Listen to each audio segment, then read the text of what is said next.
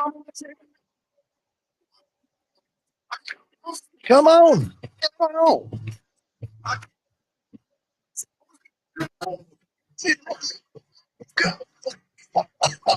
Welcome back, Geoholics, episode 246. 246. And I believe the name of that song is Ramblin' Gamblin' Man, which our good friend Will Wing is going to tell us about more in a minute. You will? I feel like I have been a ramblin' gambling man the last 2 weeks. Yeah. With work travel, being a Geo Week, which we're going to talk about in a second, Super Bowl when it comes to gambling. Oh, yeah. It's been a ride. It really has. For sure. Overall, good ride, but absolutely. Man, it's been, absolutely. Let's mention our episode sponsor. Of course, that is Emlid. Have you heard about Wingtra Ground? We sure did. We did. Well, we did. All the rest of us haven't yet because I haven't released the Geo Week episodes yet, but that's going to be coming here shortly. It is a thing. It's an all-in-one kit for aerial surveys. It combines all the elements of a ground control setup, GNSS receivers powered by Emlid, of course, checkpoints, and the necessary tools. It automatically connects to the Wingtra tablet. So this is a Emlid Wingtra partnership that makes perfect sense. It also provides step-by-step setup guidance for fast and error-free base and checkpoint setup. It can be used independently for terrestrial surveys, including point collection and stakeout for topography, boundary mapping, construction, and GIS. To find out more, go to emlid.com. Super excited for both of those companies. Yeah. This is like the perfect marriage, in my opinion. Well, and we talked to those guys at Geo Week, and it was at the third day of a great and long, and it didn't even register. Really, it was funny. It was like how out of the box, in the box that concept is, but yeah, it's perfect. Yeah, it really is. They even painted, or the color of the Emlid receiver is orange to match the Wingtra. I mean, they're doing it right. So it does make a lot of sense. A lot more to come about that, but check it out. It's a great solution for sure. Other than that, we've got Will Wing with us. Will, thanks for joining us, buddy. Thank you, guys. One of my top 5 favorite surveyors ever, right here. In the presence of greatness. That is a tough. I don't like very many. So, I know you do not like very many. How you been, Will? Good. Busy. Ever since we got back from Geo Week, it's just been hit the ground running. So. How was your Geo Week experience? Outstanding. Did you love it? Yeah. First time, or long time listener, first time attendee, but great. That's great. It was a great event. How about you, Sean? Same. Overwhelming. And really, the overwhelming part was how much we did and how many people we talked to, and how busy we were. And it was nuts. It was very rewarding to see a lot of the people that we know and the response from other people that we didn't. I mean, I'm gonna sound kind of conceited, but I felt like a freaking rock star there. Yeah, it tends to feel that way, doesn't it? It was like, and then I went back home, and my wife is like, "You asshole, go take the trash out." Oh, that's awesome! It was like, so Tuesday. I mean, it was a week ago, basically. Yeah, I feel like I'm just now getting back to normal. Oh, yeah, it was a lot. But on Tuesday, we did 14 interviews. We did in one day. It was an all-time one-day record for us. It was constant for like freaking 8 hours. It was nuts.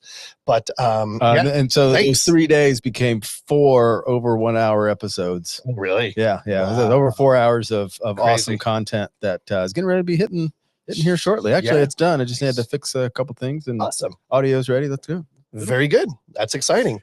We have a couple events coming up here in the next month. You're going to Hawaii. Yeah, 2 weeks from that one. I'm going to be in Austin for the ASPRS conference. A lot happening. By the time people hear this, March 4th and 5th, Pacific Rim Geospatial Conference. Dr. Nick and I will be there. I believe Dr. Nick and Danielle are the keynotes. Yeah, they're the combined keynotes. I think the theme is like collaboration, or unions, and the idea of a husband and wife. Not like thing going unions, like California unions. No, different type of union. Like joining the geospatial and GIS, together. So I like that union much better. Yeah, absolutely. All right, next up we got wait a second. You're going, where are you going after Austin for ASPRS? That's right. Gulf region meetings. Going to be moderating a panel there of surveyors, so really excited about that. And just this morning, I'm going to brag a little bit. I moderated a panel of international surveyors for an online virtual conference in Dubai. It was amazing. The unamazing part was I had to be up at 4:30 in the morning to do it. So I'm a little tired this afternoon. I'm getting old, you know. It's like it's a young man's game, and I'm petering out just a little bit. And you're not? Well, maybe no. Yeah. All right, let's move on. Topodot Song of the Week. You know, Topodot is the industry leader in digital twin production from Point Cloud Data. But did you know that Topodot offers a total data governance solution for free? Capital F, free. Take control of your data with TopoShare. Love that. Create your own data warehouse. Share and manage access to project data and streamline your production process at the lowest possible cost. You can't get any lower than free. No, you can't. As far as I know. Unless Ted's paying you, but well, he might. You know that guy. Discover TopoShare and more at the Topodot Users Conference, which we will also be at, happening May 5th through the 9th in Orlando, Florida. Yes. Registration is open now. To find out more, go to topodot.com. Will Wing, what can you tell us about that opening number? Wow, it was an awesome, and I already like Kevin's style because of this song. But Bob Seger, Ramblin' Gamblin' Man. Bob Seger is an American singer-songwriter and musician known for his distinctive raspy voice and blend of rock, folk, and blues. He was born on May 6, 1945 in Detroit, Michigan. Seger gained popularity in the 1970s with hits like Night Moves, Turn the Page, and Against the Wind, and Feel Like a Number. Yes. His lyrics often reflect themes of working class life, nostalgia, and personal introspection. Seger and his Silver Bullet Band became iconic in the heartland rock genre, and he is considered one of the most successful rock artists in American history. He was inducted to the Rock and Roll Hall of Fame in 2004.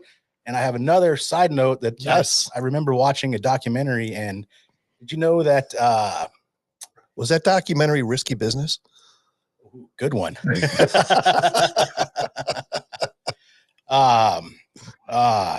Joe Walsh and him actually. Oh yeah. So before Joe Walsh joined the Eagles, he was scheduled to meet with Bob Seger. They're both Detroit guys, right? Okay. He was scheduled with Bob Seger to join his band, and wow, you can only imagine what would have been. Oh my gosh. I mean, we got the Eagles, so yeah, that was kind of a win-win, I think, ultimately. Right. But good stuff there, Will. Thank you for that. We are, of course, in the Altair studio. Altair Central is the authorized premier Trimble dealer for survey, mapping, GIS, forensics, and marine equipment in Texas, Oklahoma, Arizona, New Mexico. Weren't you just in New Mexico? I was in New Mexico this morning. As a matter of fact, did you stop by Altair Central and pick you up a R12 or something? I was in Albuquerque for less than 24 hours. So that's a no. Yeah, that was a no. They also offer field supplies and can deliver them right to your job site, all backed by a service department with one of the fastest turnarounds in the nation. To find out more, go to altaircentral.com. All right, moving right along. The Esri Weekly Pro Tip, advancing the power of geography for business, government, and society by making the world's most powerful GIS software. To find out more about Esri, simply go to Esri, that is ESRI.com. What do you got for us this week, Sean? Here we go. We have made much progress, to be sure, but the world's increasingly complex and serious issues are not going to wait around another generation for us to get our data act together. And this is timely. It is. Who was that quote? Was Joseph Kursky. He's actually a geoholic. You know that? I know. He's been on the show a couple times. I know this. Interesting character, no doubt. Love it. Like Mr. Kursky for sure. And that's a great quote. Next up, we have the GeoSearch Career Corner. What do you got, buddy? With their targeted reach, with over 34,000 followers on LinkedIn alone, GeoSearch connects you directly with individuals who match your job requirements. Whether you're searching for technical experts or sales gurus, they've got you covered. Their ad posting service includes complimentary internship postings on their job board, allowing you to attract emerging talent at absolutely no cost. Visit geosearch.com to learn out more about their cost-effective solutions and recruitment services. And as always, happy mapping. They were at Geo Week, but we didn't bump into them. I can't believe we did. I thought we saw everybody. But I do too. But maybe next year. Maybe next year. Or we'll see them in another event. They're everywhere. Right. You know what? They're actually a sponsor of the ASPRS golf meeting that I'm going to be at in March. So maybe I'll see them there. My favorite part of the show, one of my favorite parts of the show, the GeoNet count of the week. GeoNet, of course, is the world's largest blockchain-based RTK network, providing RTK service precise enough for professional survey, construction, and drones. Current count 13,319. That's up from 13,061 last week. Wow. 4,377 cities, 142 countries. crazy amount of growth, It's still awesome. growing. Find out more, geonet.com. That's geodnet.com. Be sure to click on the Find a Hex tab to see if you can put one on your house or place of business and start making money. I got to get that done. You've been talking about it for like a long month time now. Yeah. You know what? I am going to make a commitment. Oh, these always last. Hold on a second. Not next week. And within the next 2 weeks, I will have a miner on my house in Pine. Hold me to it. Speaking of wagering, yes, I would like to wager. I will take the over on 2 weeks. I will take the over on 2 weeks. Okay, I'm going to make it happen. All right. Let's get our guest in here. Of course, our guest is sponsored by Trimble, dedicated to big thinking innovation. Together with their worldwide distributor partners, the Trimble Geospatial team is working with current and future generations of surveyors for a more sustainable future. Find out more, go to geospatial.trimble.com. We've got Kevin Pomfret with us. A little bit about Kevin before we loop him in here. Born in Sacramento, California, and grew up in, is it Rentham? I'm sure I said it wrong. No, that sounds good. Rentham, Massachusetts.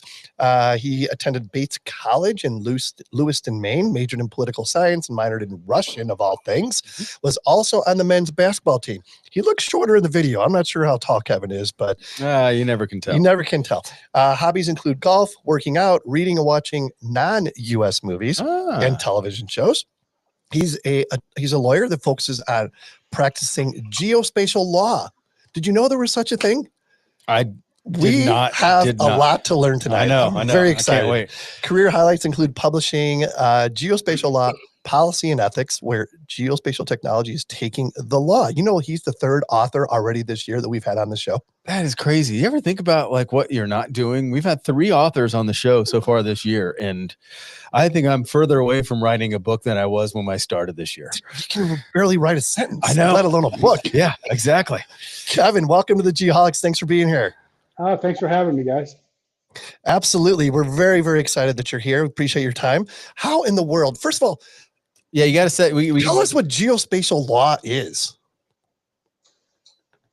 So geospatial law are the legal, policy, regulatory issues associated with the collection, use, storage, sharing, analysis, and distribution of geospatial information.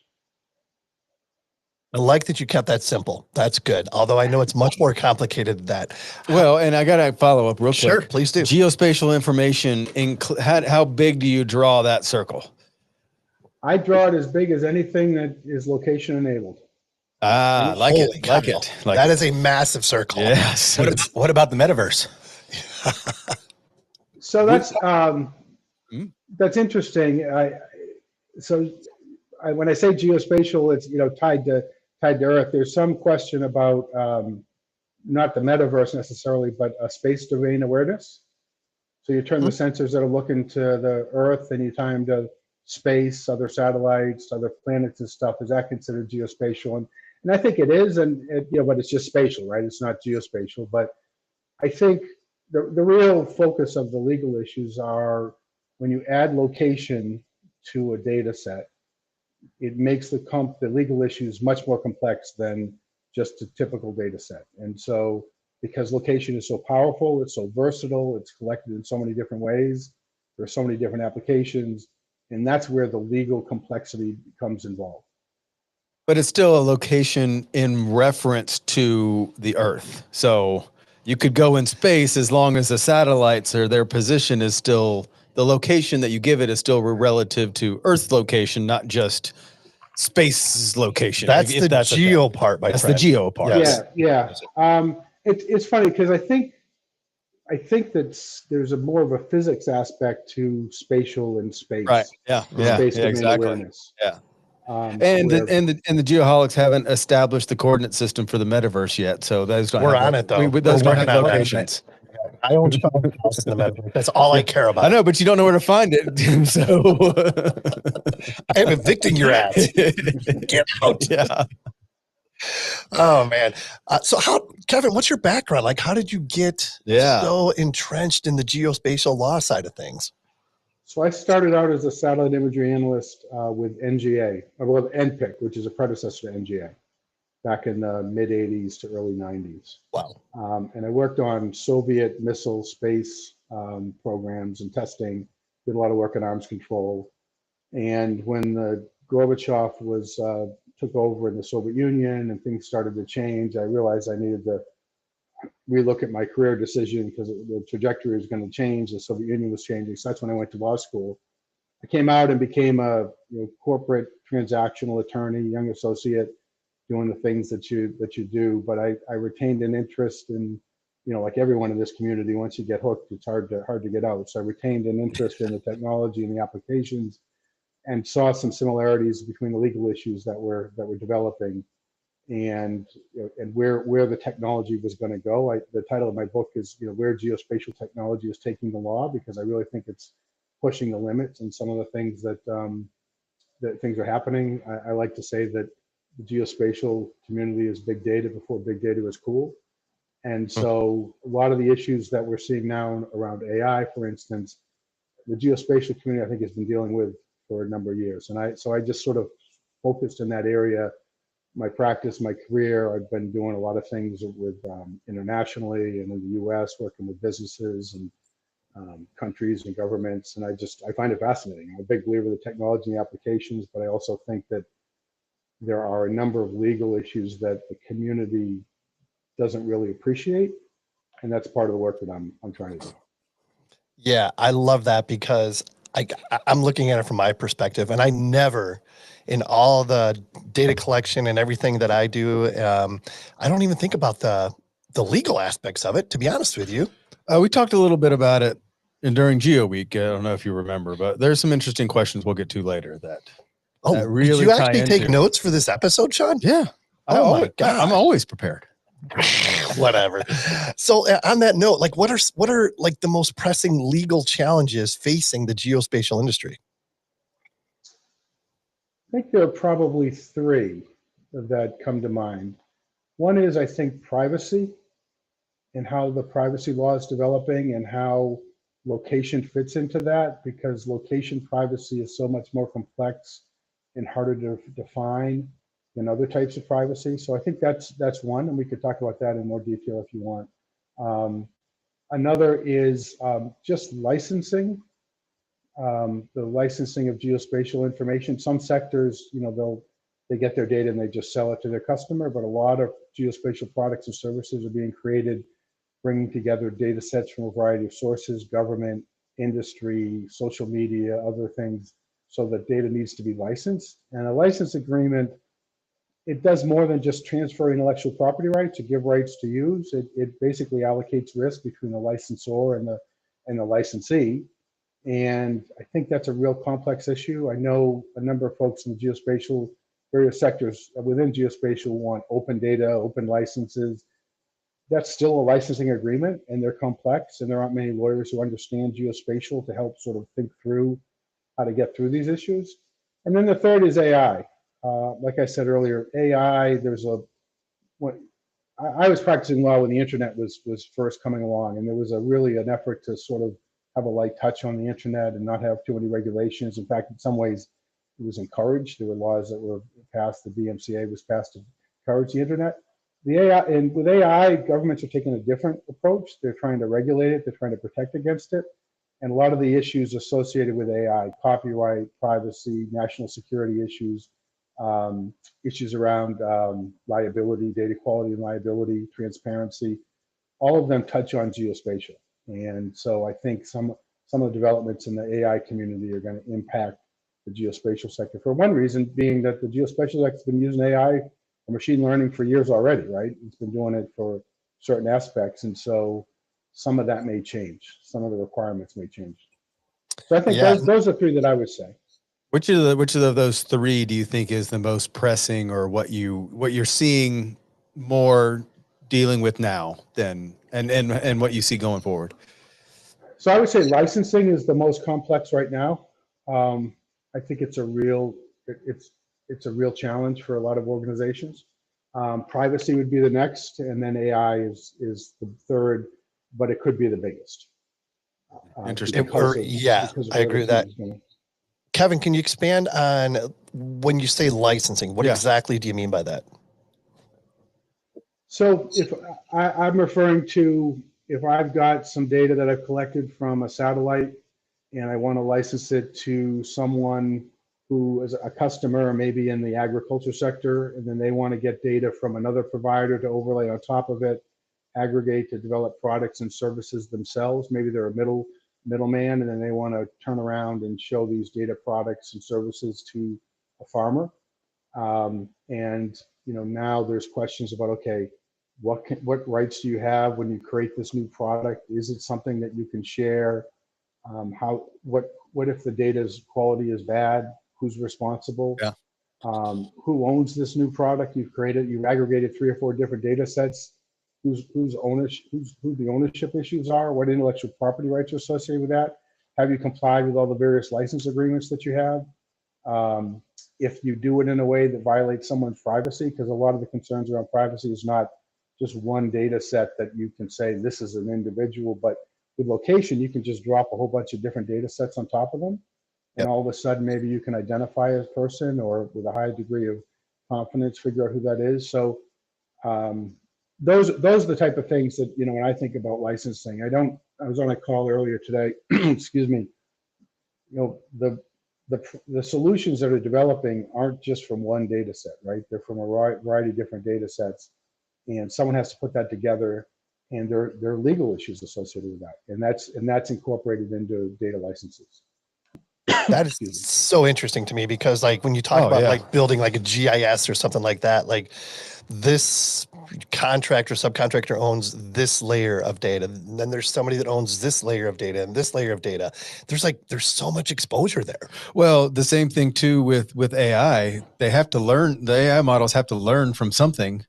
What data sets are they using? And then how do you get, and what if they, who owns the data that the AI uses? And then how does that, if that's not accurate, or and who manages that, Kevin? When you say licensing, who is responsible for, who's the boss? Who's deciding the rules on this licensing? I mean, besides the law itself, I mean, is there other entities that are the hierarchy?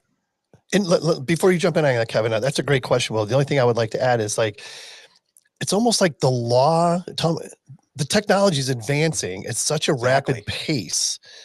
Are the laws there to manage this, or are the laws having to catch up to where technology is going? Okay, Kevin, that was 7 questions. Go ahead and fire off answers for all those.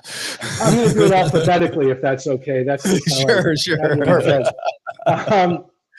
So there's no one authority that's responsible for managing all of that, right? So the person who manages it, or who's responsible for it, is often the data licenser. So if you license your data to someone, you've got a contract or a license agreement that tells them what they can and can't do. If they don't do it, then you have a right to bring an action, a lawsuit against them to comply, right? So then you go to the courts to do it. Now, if the data set is subject to copyright protection, and some geospatial is subject to copyright, imagery, for instance, certain maps are subject to copyright. Then you've got copyright law that applies to that as well, and that's granted by the federal statute. And so even if you don't have a contract, you can use copyright law to protect your intellectual property. So there's no sort of responsible agency that manages this or responsible for watching this. It's just how the ecosystem's going to work. Now, I will say that, this is how the music industry is. That's how the music industry works, right? That's how Netflix works. When you go to, so I was traveling here recently, and some shows that I could get in the U.S., I was overseas, I couldn't watch because the license agreement is only for them to show the movie in the U.S. There's a whole bunch of lawsuits, as I'm sure you remember, because we were talking about how long ago we graduated from high school. You're on Napster and things around lawsuits around the intellectual property. This isn't new. It's more complex than with music, I think, or because of the way the data comes together, and because of the way that all the different things you can do with it. And then I think it's even more complex because location is such an enabler of data sets. But the legal concepts, the legal principles are, relatively the same. Now, I will say that AI is changing that because there are a number of lawsuits that was, yes. No. Keep going, please. Keep going. Okay. I was auto, speaking of AI, I was locking our camera by holding my hand up that way. Okay. I do some teaching, so sometimes I get that. So AI, one of the things that are being looked at in courts and even the Copyright Office or internationally is what rights do people have to the web scrape, right? And collect information off the internet and then use that for training data or to develop their own products and services. And that's an issue that traditionally people have thought was okay, but the courts are taking a look at it. And I don't think anyone can say with 100% certainty what it's going to look like. And actually, one of the unique things about AI is they're different AI systems, right? Some use transformers, some use diffusers. How they go about that, the courts could decide differently as that as well. So those are the type of things that I think are happening. The question came up as to whether laws are keeping up. The answer is no, but we really don't want the laws usually to get ahead of the technology or ahead of the applications because us lawyers will screw it up, right? So you want it to be reactive, but the challenge here, I think, in my opinion, is you also need to have a geospatial community that's active in the policy and legal world to make sure that when laws do develop, that they're protected and they take into consideration, one, the unique aspect of geospatial, but also the importance of geospatial for all the different things that can be used for. Yeah. I have so many questions. Well, yeah, you go. No, I'm not ready yet. All right, I'll go. Yeah. From a liability perspective, we're collecting more data now than we ever have before. Where do you draw the line when it comes to liability? Is it when you provide this data to a public source or something? Like I'm just trying to get a better understanding of what liability looks like when it comes to geospatial. What do you mean by liability? Like whose liability are you asking about? The person, surveyors. Surveyors. Yeah, okay. The person providing the data. Okay. Yeah. So surveyors, and I don't have any particular expertise around surveying, but surveying is generally regulated at the state level, right? And so there are requirements that you got to go through to get licensed. There are state laws and there's procedures in place. So at the state level, and for surveyors, I think it would be the state code, and then what you have in your agreements with your customers. Those are the two areas that I would look at. But a lot of the industry is not subject to licensing, is not subject to state codes or anything like that. So for them, most of it's contractual based, and between, okay, if I'm giving something to you, and now you can disclaim all representations and warranties. You're buying this as is, right. Or you can add some representations and warranties in there. I mean, it's really between the buyer and the seller, the licensor and the licensee in this particular case, as to how to do that. Now, that's for if someone were to get injured, if the licensee, the person that was acquiring the data, was to get injured and the data quality didn't meet the particular, didn't satisfy a particular requirement, wasn't accurate enough, wasn't precise enough, or whatever. But if a third party got injured, right, that's a different thing, right? Because I haven't entered into a contract with either one of you, but because of someone's fault, I got hurt. And the way that I look at that is, as a third party and as a lawyer, I'm going to sue the lot of you and let you figure it out, right? I'm not in a position to know who's responsible for what, so I'm going to make you tell me who did what data you collected, how you processed it, and things like that, to try to find someone liable. And often you're looking for the party with the deepest pockets, right? The biggest insurance, that sort of thing. So it's a complex issue, and it doesn't happen much, but if you're on the wrong side of it, you can, it's not a good place to be. Not a good place to be. So we're in Phoenix, and we have Waymo here. right? Obviously, the autonomous navigation comes into play there. What, like, in a situation like that, what are the liabilities? You know, if I mean, if inaccurate data is provided to Waymo, let's say, I'm not sure how that all works, and my God, somebody gets run over, or accident, whatever. I mean, that's got to become a very complicated issue. It is a complicated issue. First of all, you know, causality needs to be shown, that the data that was inaccurate in the hypothetical that you gave directly resulted in the action that led to the damages, right? And so you might argue, and I've seen this in Tesla cases, for instance, where the argument is, well, the driver should have had his or her hands on the wheel and should have been protected. You know, should not taken that turn. They should have seen the pedestrian, or they should have known that the road was closed. But it's not an area that there's a lot of certainty right now. And so, and again, because it varies by state to state.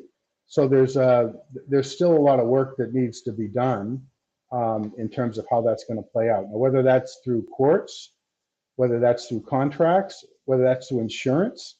Insurance companies will probably have a big say in this as well, in terms of if you're going to have a Waymo, you know, you're going to have to, and we're going to cover you for accidents.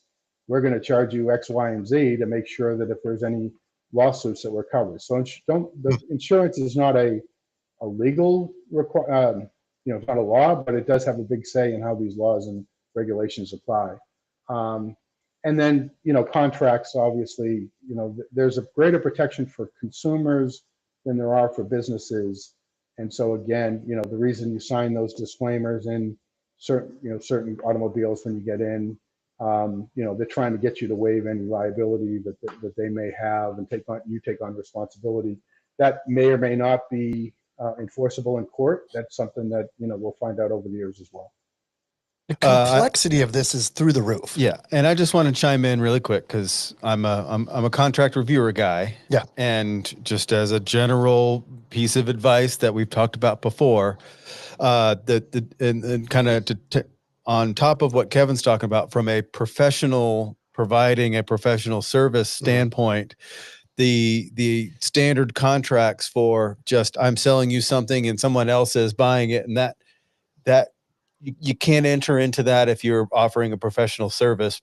You have to tie in your professional liability, and you can't tie the things that you're doing as a professional that could be then taken, and it must go back to something that you did wrong, not just because then it really gets messy. And my point again is, don't just sign a contract that a contractor or somebody gives you. Make sure you understand what you have to and what you understand what the indemnification is, and reach out to your insurance provider to give you guidance, because you can get into a lot of mess if you, as a professional, provide data to somebody then uses it differently. You can get wrapped into something that you didn't think you're wrapped up into. That might be the best advice you've provided all year. I think so. And the year is young. I mean, we're only 6 weeks in, but that was amazing, Sean. I appreciate that. Thank you. That was amazing.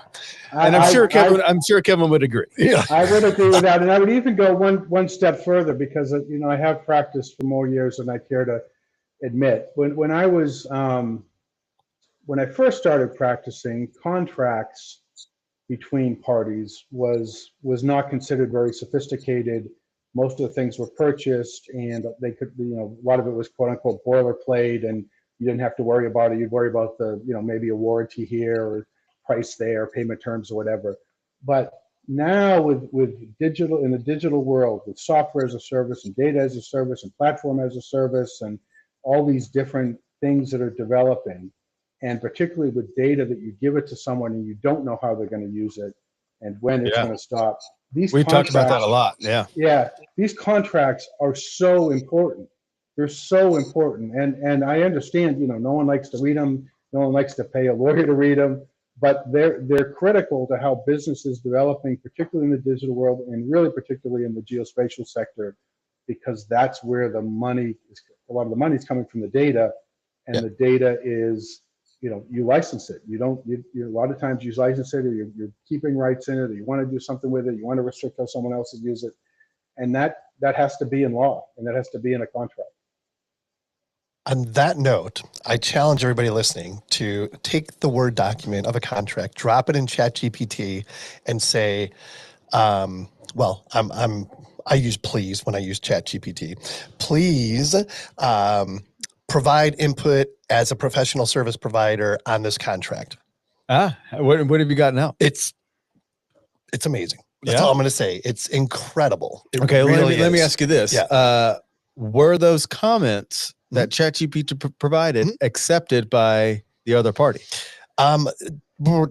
That's not up to me. Oh, okay. That's not up to me. But you haven't seen that. Okay. Yeah. I mean, I've provided those comments for others to review. Right. Okay. Right. But it was like for somebody who doesn't have a legal team. Fortunately, I work for a company that has a legal team, but for a smaller company that doesn't, I'm just saying it's another tool in the toolbox. Right. And I guess we can circle back into Kevin, and I can ask the question this way. Traditionally, it's been that standard. Here's as a professional providing data or information. Here's what my insurance can be, and I should be liable for, and should indemnify you. You indemnify me. What changes have you seen in this, new wave that we're going into, where there's so much more data and so many more providers providing data? What have you seen change as far as the liability issues that have come since then?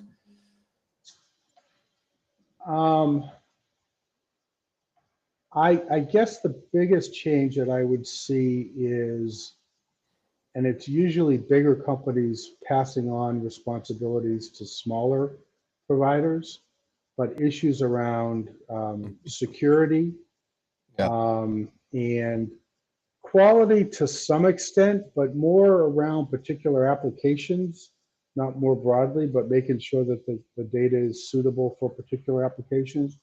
But issues around data protection, cybersecurity, privacy, sort of ancillary type requirements that are often getting put into agreements right now, and too many people are accepting without really understanding what that is and what that burden is putting on them.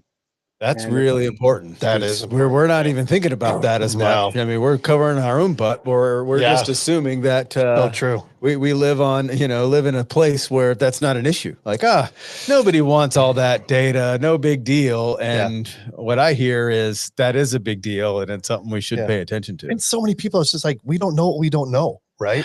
And there's just so much happening. It's scary for sure. That's frankly why I wrote the book and taught the class, because there are a lot of things that are happening. This geospatial sector is, moving into the golden age, if you will, and people are in demand for this information, and that's fantastic.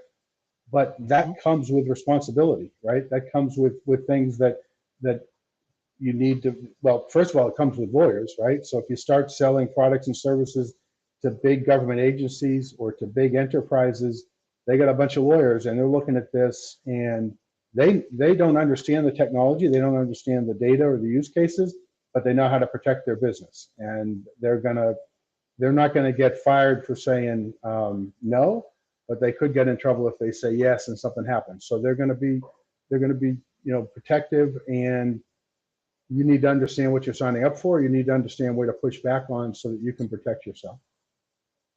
Wow. Go ahead, Will. Yeah, I was just going to give, some of the surveyors a, like a real world example. You're working in AutoCAD, and we all have our AutoCAD subscription that's got a GIS format in it, right? Where as long as your project is geo-referenced, you can turn on the imagery, boom, right behind your drawing, and you can see that. Yep. Now, when you go try to print that as a PDF, doesn't work. You get the licensing agreement. You're not allowed to print this. Interesting. I didn't know. Interesting. And I guess I'm just wondering what the difference between licensing and patenting is in the geospatial world, because I understand the data aspect of it, but if you formulate a workflow that is better than everybody else's, how do you protect that to make sure that nobody copies you or poaches your workflows? Will Wing, everybody. That's why we brought him here. So that's a really good question. I'm not a patent lawyer per se, well, not a patent lawyer, which is a very technical, specialized field, and you need to understand IP and patent and also sort of engineering or things like that. But you can, may be patentable, and there's a whole process involved to protect yourself through patents. But not everything. You don't always want to patent things, partly because of the cost or the time associated with it, partly because then you have to disclose it in your patent, and then someone else can come along and just tweak it a little bit and say, well, now this is mine and it's not yours. So there's risk associated with that. But also there is something called trade secrets, which is another aspect of intellectual property rights that is recognized at the state and federal level. And that is essentially, if you've got something like you've talked like a workflow, if you take certain steps to protect it and it's valuable to your company and it provides value and you keep it a secret, you take reasonable measures to keep it a secret. So if you give it to someone else, you put it under some sort of confidentiality arrangement, you tell your employees that it's a trade secret, you mark it as a trade secret if you give access to someone. There are things that you can do to protect it. Then if someone were to come back and breach that, former employee or another company, you do get some protection there that you don't have to patent it. And I've seen a number of geospatial companies choose to go that route rather than go through the patent process. But I can't give legal advice as to why one is better than the other. I would need to talk to a patent lawyer. Yep. Yeah, it just seems with all this, the latest and greatest technology, anybody with a big enough pocketbook can buy it, but being able to package all that into a deliverable is really a trade secret. I mean, everybody does it different, and well, technically, they just need to listen to about 5,000 hours of Geoholics podcast episodes, and they can probably figure it out. You might actually get a degree in that. Yeah, I think you could. It's really interesting. Definitely. So when we were at Geo Week this last week, it seems like this is our third year in a row we were there, right? Yeah, I think. Yep. And every year there's been a topic, right? Oh yeah, that came up. There was a buzzword. What was it? 2 years ago, it was like democratization. No. Last year it was democratization. Yes. And the year before, I think that's when everyone was talking about AI for the first time. It could have been. Because that's where we first started. That's where, the early guys were saying, hey, this is coming. And hey, I got this thing and I can draw a line for you instead of you drawing it. And they're like, go, whatever. And now that's so far established, it wasn't even a topic anymore. It's just part of the program. What was the buzzword this year? Before I get to that, I just came to my mind. What would Chat Geoholics look like? Man, if we could create a machine learning thing that only used what we talk about on this show as information, I do not want to hear what that sounds. I think that would be so messed up. It would just like crash itself. Like, I think we'd change the world with that. Have a killer soundtrack though. It would be a killer soundtrack. So the buzzword at this year's Geo Week was spoofing and jamming. Spoofing and jamming. He was talking about spoofing and jamming of satellites and GPS signals and stuff like that. I want to circle back to liability. Because now it seems like, that wasn't the right spot. Well, I was spoofed. It was jammed. Yep. Sorry. Good luck to you. Yeah. Can you speak on that a little bit, Kevin? From a legal standpoint? Yeah. As far as liability, is there I know it's new, but.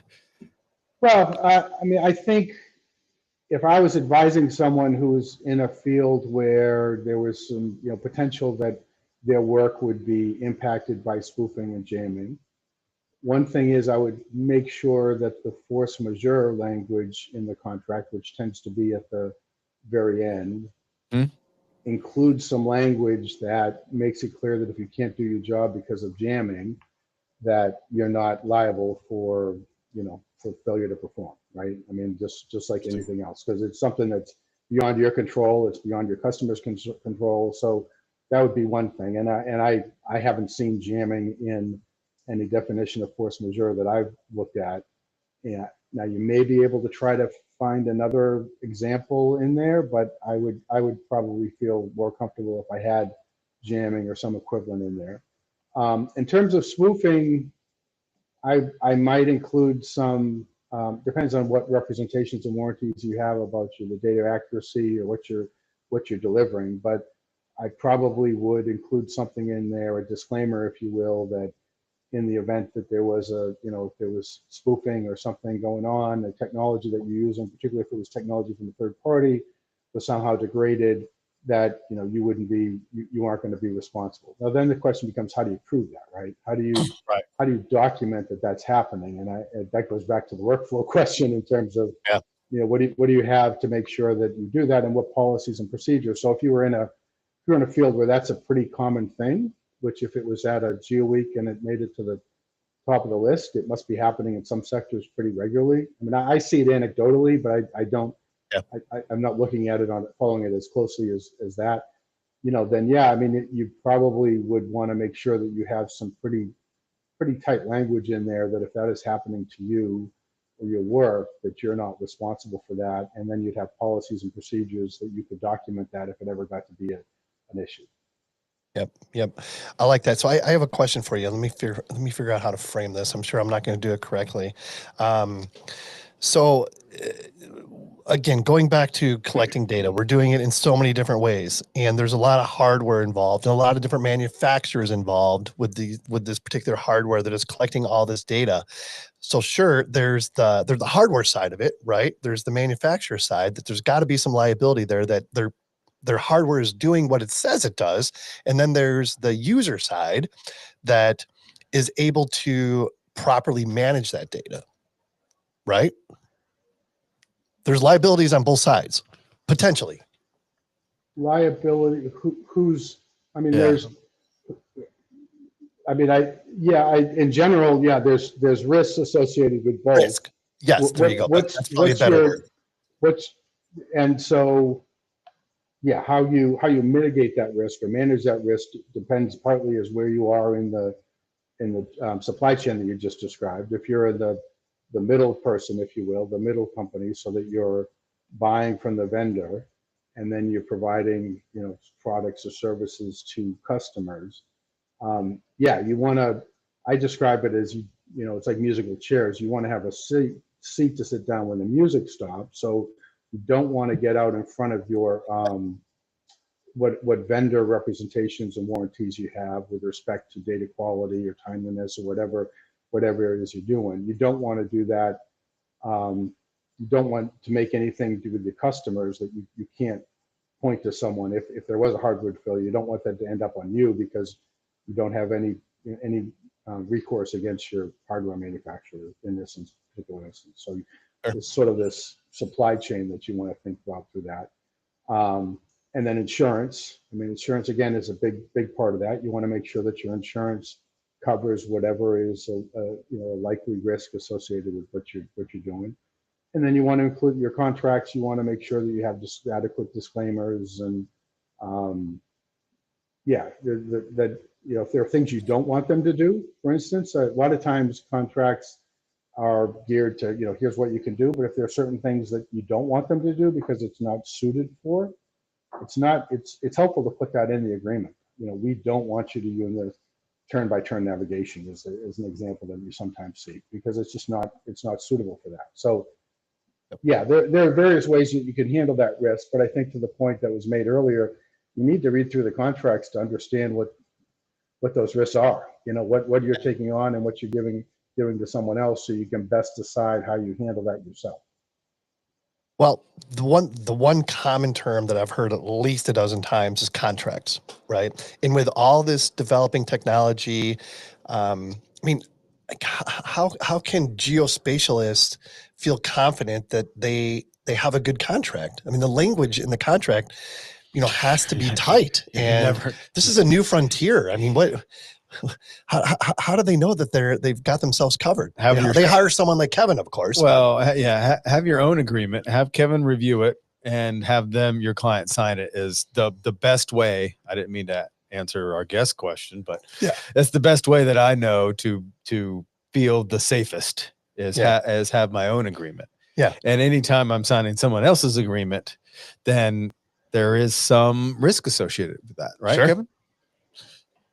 Yeah, I think that's fair. I mean, if you can use your own paper, it's always a better thing to do. Now, depending on who the client is, it's not always possible to do that. If you're dealing with big enterprises or big government agencies, you're going to use their paper, and then it's a matter of, okay, understanding that paper to identify what the potential risk is and whether you can mitigate it through insurance or policies and procedures, or getting kind of representation from your vendor if you need to do that. So that's one way to handle it. I do think it's useful, particularly because technology is changing so quickly and because business models are changing so quickly and because data is evolving so quickly. I like to say, I use the quote that the Jeff Goldblum character used in Jurassic Park about data finds a way, like life finds a way. Once it gets into an organization, you find other uses for it, other applications for it, and maybe those applications aren't suitable for that. Maybe they're not. But you want to sort of understand how data is being used in your organization. And I would suggest once a year sort of doing a refresh. Look at your agreements, look at your policies and procedures, find out who's using data, and just do it. I don't think you need to do it more than that, but I think if you do it much less than that, the way the technology is evolving, the way that, you mentioned at GeoWeek, new things coming out, new risks being associated. If you don't do that once a year, I do think you're at risk that your contracts, your policies and procedures, your training, all that stuff may become outdated, which sounds crazy, I know, but I think that's where this community is right now. Well, and that kind of leads to my next question. And we did talk about this at GeoWeek, and it kind of centers around the idea of we're collecting so much data, just us collectively. And let's say, the scenario I was thinking about was where, I'm walking down. This is a data collector right here. Oh, sure. But I'm even talking all day about, long. Well, I'm walking down the sidewalk on this side of the street and something happens, and then there's a construction site over here, and they're doing weekly drone flights, and they're also picking up something over here, and something happens, and I'm going to claim that it was because of the sidewalk had a hole in it. But then the city can what if the city gets the drone data, image data from the contractor that I didn't even, and I'm just using that as an example. So many layers. And then if that become, just because they have that information, one, can they get it? And two, what's the recourse of someone else that's like, well, that's not fair because that wasn't theirs to begin with. Sure. Like how, like the city didn't collect that data. They just finagled somebody to get it, to use it against me. And so interesting. Does that make any sense, Kevin? Like, how is that when one person collects it for one reason, can somebody else just ask for it and get it and then use it? And then where does that go? Well, they can ask for it. Now, the construction company can say, I'm not going to give it to you unless you get a court order ordering me to do it, right? I mean, that's... And would a court give that? I mean, what would the circumstances be that, and we're talking to a bunch of surveyors. We collect data all the time and have a bunch of it. So what are the circumstances where we are obligated to, no, here's my project file and every, all billion points that I have and all however many scans? A court order, probably. Yeah, a court order, and it would probably be if there was some, so if you worked on a project, you licensed your data or gave data to, your customer who was building something, and that there was an accident there, the building collapsed or something happened, and then a third party came in, someone who was injured came in and said, we need all this data to find out, who is responsible or where who in the chain is responsible. So we're going to ask you to do it. And they'd go to the court, and the court would give them, would hear out as to why they should or shouldn't do it. You should or shouldn't do it. And then they would come to you if they got the court to say it, and they would compel you to do it. They may even ask you to come testify, right? If the work that you did was so important that they may want you to testify in terms of how you collected the data or how you used the data, not necessarily because it's, they're going after you, but because you're an expert and you have some insight into data that is valuable for the particular lawsuit that's at issue. Even if you don't have anything to do with it, you're obligated to court order. Like if somebody saw a surveyor out there like doing a scan or something like that. Yeah, and that's what I mean. It's like Yeah. I think So complicated. Traditionally, you know, in my era, when I was coming up, my bosses were always like, give them the absolute minimum. You know, we might have an aerial that we paid for from another company, and we're using that aerial to create, you know, our deliverable, Sure. but we're not going to give them that aerial, you know, I mean, not without a license, but I mean, it's just something that's been bred into the culture is, Yep. you know, don't give them your points. Just give them the line work. Don't give them the imagery, because you never know what someone else is going to take that and use it for. And if that's not something that was in your contract, or it's not something that, you know, that you're going to be liable for it one way or another. And that brings me to the next point. Well, I want to ask Kevin that question. Yeah, go ahead, Are you liable for that in that scenario just because you provide it? So this is if you gave someone a larger data set than they necessarily needed or they had necessarily purchased, and then they took it and they did something with it and someone else got hurt. Is that the question? Yeah. I mean, conceivably, I mean, it's certainly conceivable. Now, you know, my advice would be before doing that, you'd probably want to, you know, make sure that they agree not to use it for anything else, or maybe find out why they want that additional data to see if they even need to have it. I mean, there's a cost associated with it, obviously, even you've collected it. You may want to use it for something else yourself, right? I mean, so if you give them that data, there may be other things that you're trying to do, or you may want to use it for another customer. So there's a lot of business reasons why you wouldn't want to give it. From a liability standpoint, yeah, I think if there's anything particular, so if it's aerial imagery and, you know, if there were some privacy issues associated with that, you might want to make sure that, or it's like you said, whatever your contract is or license agreement is with the aerial provider, do you have the rights to give that away? You know, you may have say that you're only going to give certain things. So the liability, I wouldn't say it's a high risk, but you know, there is certainly a risk, and so you would want to protect yourself by having some language in there that says they aren't to use it for something, or you might want to suggest that they indemnify you if they do use it and some third party gets injured. You know, I was thinking of the point earlier about, you know, contracts and how many times you mentioned contracts. I really struggle with these conversations because I know it sounds like I'm trying to tell people to worry about every particular thing and you know, you're going to get sued all the time. That's really not. I don't think that's the reality that you face. I do think things are changing. I do think it's important to have a good sense of your business and your customers and the data you collect and how you use it. And I think if you have that sort of mindset, I think you'll be fine most of the time. And if you're not, you'll have sort of the mitigation measures in effect to protect yourself. Yeah. Well said. Yeah, well said. Right. But you're asking, you're about to get to another point before I interrupt you. The next aspect of that is security, right? Cybersecurity. So, you know, we're in charge of holding all this data for 9-10 years, you know, the statute of limitations. And what if somebody, you know, broke into your system and took all that imagery and started selling it or doing bad with it, right? I mean, besides, I just did my insurance, my E&O application. That's why it's fresh. And there's a lot of stuff in there about cybersecurity. So just what's your take on that? Great question. I think that's going to continue to be an issue for anyone who has large data holdings, is making sure that they understand what security measures they have in place, make sure that they're protected for data breach. And, you know, and that involves understanding who might want to get access to it and what sensitive information is there. Obviously, some information is more sensitive than others.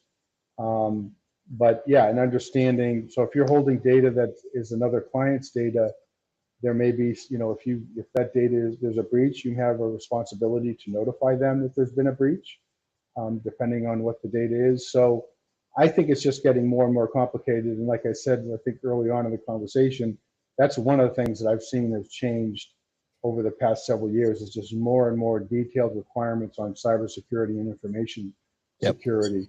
And part of the reason is because, frankly, and I don't think this is often talked about in the geospatial community, but there's a lot of national security, you know, there's a lot of issues associated with this that provides some real value to someone who wants to know about buildings in a certain area or government operations and things like that. I mean, that we can't talk about the value of geospatial without appreciating also the value that it can be used to bad actors. And that list of bad actors can be strong. So I do think taking some, have good information security practices will be increasingly important for this sector. Yeah. And do bad actors know who has large data storage? They put it on Instagram. Everybody knows. Everybody knows. Yeah.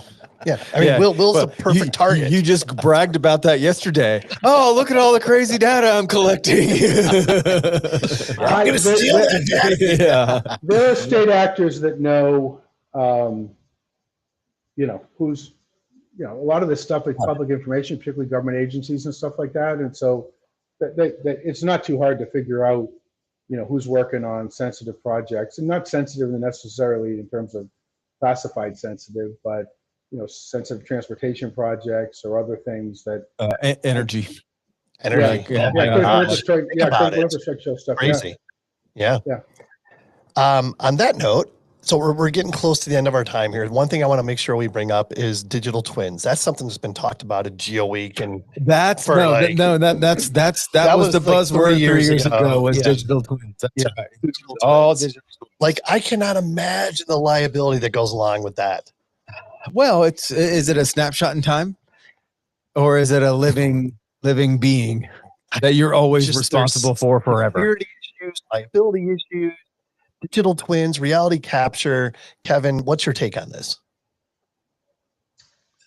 I think it is an increasingly complex area that's going to require an understanding of data in general and geospatial in particular, on how it works and how everyone comes together and who's providing the data and how it's being used and what the risks are. Because I do think the risks are different than just in a traditional construction model or and other sort of more traditional measures. And I have some experience in this and working with people on this, and I think it's really hard. I think the issues around intellectual property, the issues around privacy, the issues around liability and data quality, again, even the issues around national security, I think are really important. And I think insurance, again, is going to be a big driver on that as well. But I do think if you're in the digital twin area or in that sector, understanding what your rights are and what your responsibilities are and what your risks are going to be very critical. You know what I just thought of? You want to scan me? No. Your digital twin? The movie Die Hard. Those guys, they were like in the future because they had a digital twin of the Nagasaki Tower. Yes. Like they knew where everything was. And they had like the right tool, the right amount of rope. They had it all down. And there's no other way they could have done that without a 3D digital twin model of the whole thing. Bruce Willis, baby. Well, no, it was Hans Gruber that really had his shit together. But that was different. I mean, because it's a great movie, but that was a 3D representation. But that wasn't what we're calling a digital twin right now, right? I mean, it didn't get real-time information. Definition. Well, no. Yeah. Then that. Tell me the difference. Included that. Tell me the difference. And what would that? Sure. What additional information would a digital twin do other than exactly what those guys knew? Interface was like a DOS version of digital twins. Well, you're thinking of like the when he was breaking through the safe and he had that pixelated like, oh, the door is opening now. Like it's like Donkey Kong. I was talking about how the guys knew where everything was. And you're telling me they knew where everything was from a blueprint on a rolled up piece of paper that somehow got to Hungary or wherever Hans lived, and then they studied it? Come on, guys. Anything's possible in Hollywood. I'm just saying. No, you're onto something, Sean. I'm not going to argue. That's a really good point. And then who's liable for that one? It's like, because then if you think about it, and that's where it kind of, I mean, clearly. No, I think it was a limo driver. That guy's liable. He's at fault for everything. Get off the phone. But what I'm really, really curious on, and so you delivered that digital twin, and then you have a data breach, and then somebody all of a sudden knows where Everything is. basically how to take down a critical infrastructure building. When it's all said and done, does that come back to Kent, who delivered a model of that building? Kevin, is that? Yeah, I'm sorry, that where Ken. we're going? It's your fault. You caused it. No, I don't think. I mean, Kevin. The funny thing is, Kevin was my younger brother's name, so I remember like beating up on him. And So this is and perfect. Kevin always blaming you. Yes, exactly.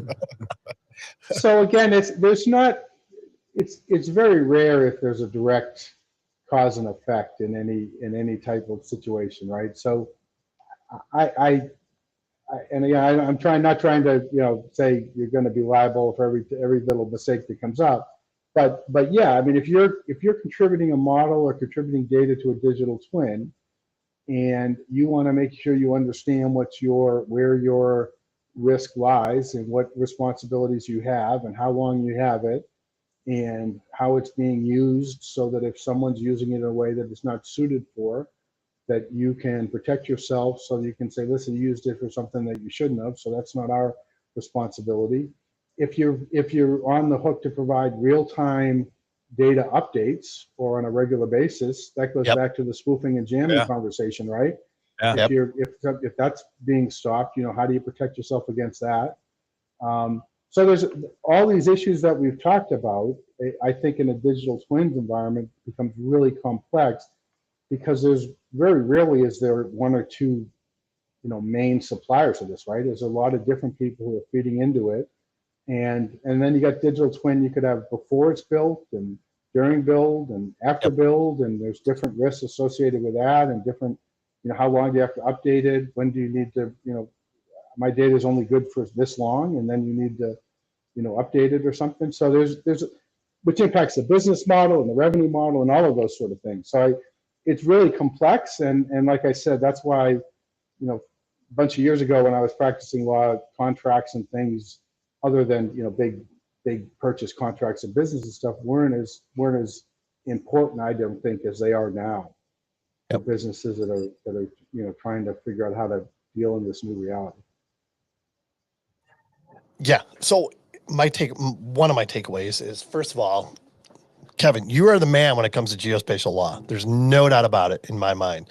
There is so much happening right now. What's something? You got something else? Go. Keep going. Do you have a question that I'm not going to let you answer? I just looked at you while you were talking. Why didn't you give me that? Because you were like impressed by the energy I have right now, right? I've been up since 4:30 in the morning. Why can't you just leave it at that? I have no idea. I do have another question after you get done. But I want you to finish. You should go first then. You want to wrap it up? Okay, so I do have a quick question, and it goes back to data and collection and back to AI and learning. Have you had a circumstance yet where, or is there an issue with AI learning models and how they acquire data sets? And is there a legal obligation to or not to provide data sets to machine learning to help their product, right? Good question. I know it took a while to get there, but you got there. That's all it matters. You got there. You're gonna get upset about this, but I was distracted by the hand movement. So what's the question? What's the question again? Will came up with an AI model that could do this crazy stuff, and he wants to buy every bit of scan data that I have and every project that I have just to make his enhance his thing and make it smarter. Okay. What's the legal aspects of that? And is there downstream issues if I sell him my data just to make his thing better? Is that going to affect me at all? And is that a moral thing or is that a legal thing? Like where does that come in? Yeah. Well, Will's wife is hoping he can make his thing better too. So it's full circle. Yeah. So I think, as in any transaction, your agreement between you and Will sort of set forth a lot of the obligations in terms of the data. And if you say there's, you're buying this as is, or you license this as is, I'm not making any representations, you take it, whatever, then yeah, I mean, I think you can protect yourself on that. If you're negotiating something where he wants the data because for a particular application or a particular use, and you've sold him for that to give it to that, and you've said, I promise this has been collected in a certain way, or it's only, it's suitable for this particular use, then obviously your risk gets higher.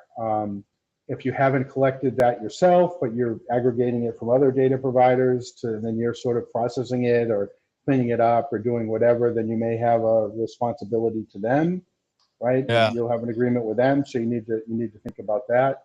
Will may have some responsibility. So if he's creating, and there's a Virginia just passed, or the Virginia legislature just passed an AI bill. I think it still needs to be signed by the governor, but for certain high risk activities, there are disclosure requirements in terms of transparency about what data you used and how, letting consumers know how it's being used, so that if they have any questions or concerns, then they would have someone to go to, because the people concerned about this black box and no transparency. Right. So there's several things along the way that you would want to think about as you got into this field.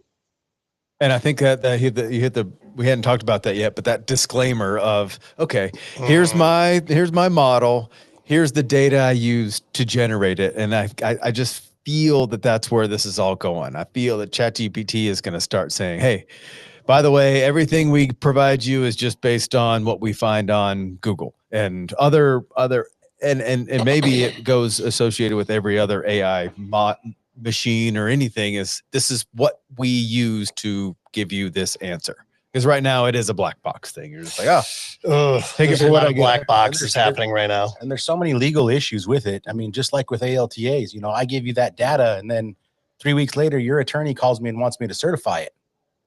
Do I certify it, Kevin? Kevin's like, what's an ALTA? Yeah, exactly. No, I don't know why you would, but I could just can see certain circumstances. Well, why you would? You might. Yes, exactly. Yeah. Right. The first, the first answer is, well, make me. Right. Exactly. All right, Kevin. So anybody that's listening right now that is intrigued, which I'm sure is 99% of our listeners. Sure.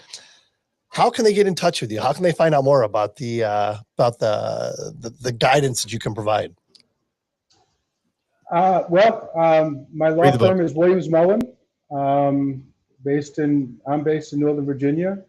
Feel free to reach out. Go to the website.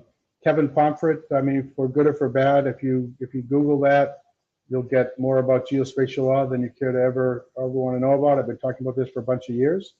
But happy to have people reach out to me by email or phone and connect on LinkedIn. I'm on LinkedIn as well.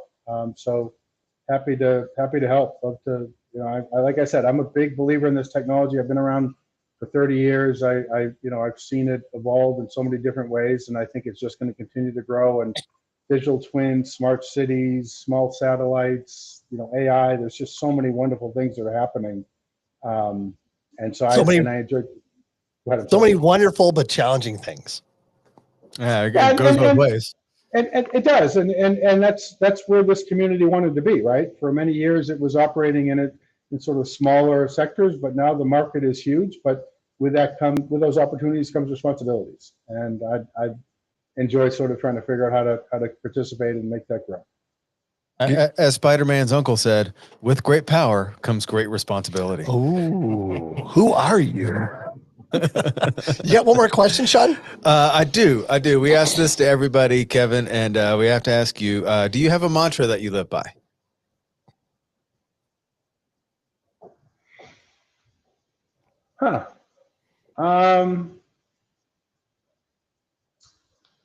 Something along the lines probably of failure is the first step of your next try. Oh, yeah. Whoa. Yeah. That's That's a good one. Failure is, what is it? Your next step? The next step? Yep. Is the first step for you. Is the first step to your next try. Wow. I'm going to try to repeat that. Failure is your next step to your first try. To your first try. No, other way around. Is your first step to your next try. Fail is There your you go. first step. All right, that's going in the book. That's perfect. Kevin, I think you exceeded all expectations there. Failure is your First step. first step. I have a to question, Kevin. your In your whole career, next. with everything that you've done and you've achieved, would you say, I mean, what percentage of your success has come from who you know versus what you knew? Ooh, that's a great question.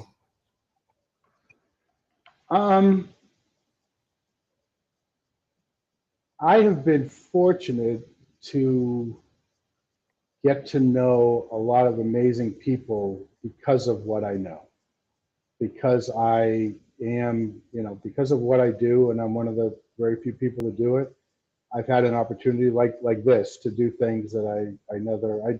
I just got back from a trip to the Middle East, attending a meeting of UN GGIM Arab states, and I just I get to meet some incredible people every day, and that's because of the work that I've done and what I know. But it's through that I get to meet. It's the people that I know that sort of create the opportunities. Does that make sense? Great question, Will. And that it was is. awesome. Great response, Kevin. I love that. And we love that answer just because we get to meet and talk to a lot of great people. So it's kind of So a little bit of awesome. validating. So awesome. Definitely. Anything else, guys? No, I'm good. This has been amazing. Amazing. Kevin, thank you so much for your time. I've Yes. enjoyed it, guys. I really appreciate it. You're the best, Yes. man. You're the Thank you. best. That was great. Take it easy, Adding- you guys. Enjoy it. All right. Have a good night. Adding value and making friends. That's what we do. Kevin Pomfret we on the do. Geoholics.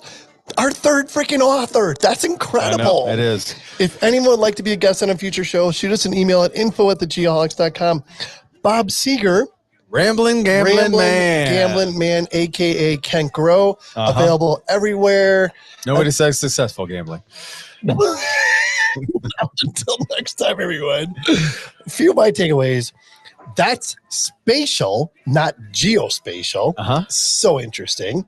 Read your contracts. Uh-huh. We're moving into the golden age. We are moving into the golden age of geospatial data, right? Hey, as a surveyor, you better hop on board or you're going to get extinct. I can guarantee you that. Pay attention to force majeure. Yeah. It's at the end of every comp. Yeah. You got to pay attention to this shit. Data finds a way. It does. Failure is your first step to your next try. It is. Is that it? That's it. And most importantly, everybody, be safe and healthy. You lost the music, didn't you? I went on too long. Will, take us out. Thank you, everybody. Have a great weekend. We'll go with Hootie. That's not bad.